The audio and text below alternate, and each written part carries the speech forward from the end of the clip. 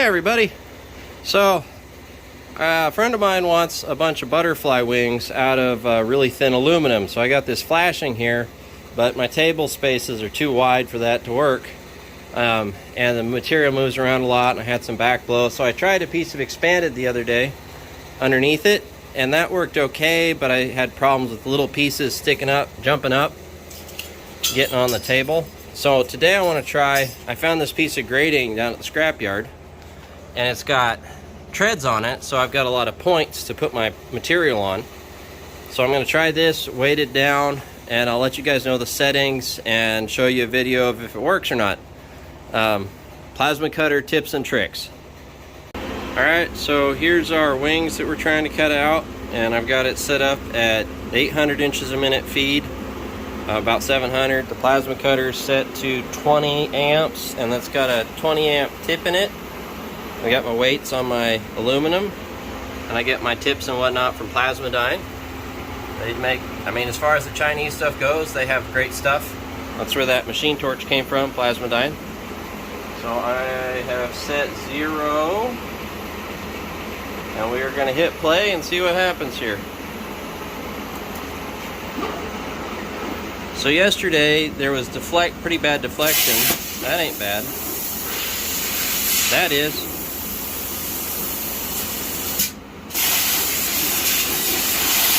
Well, it looks like we missed our first cut. You can see how the stuff tips up there.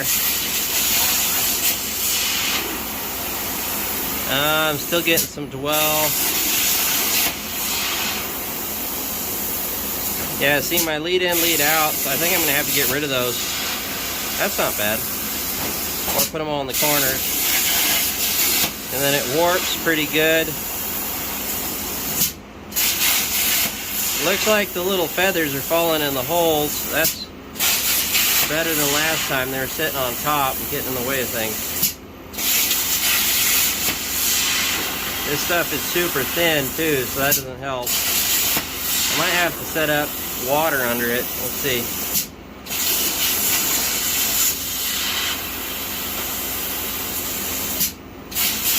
Well, that is a lot better than last time. So I'll catch you guys up here in a minute once it's cut out. Alright, we'll give it another try here. I changed the lead ends and dwell time. That's better.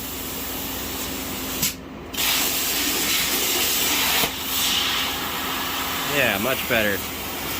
The problem is you gotta babysit it because all those little pieces flop up into the cut. But we'll see how it comes out. Well, we got close. You can see the smaller features. I had a hard time with my starts and stops and some blowing out. Most of the bigger features were fine, and where things were just a little bit too close together, I got to adjust some start points. And I think there's some this was an SVG, and I think some of the lines were segmented, so I had some acceleration deceleration issues. So I talked to my friend, and she's gonna take a look at the design, and then I'll give it another shot tomorrow.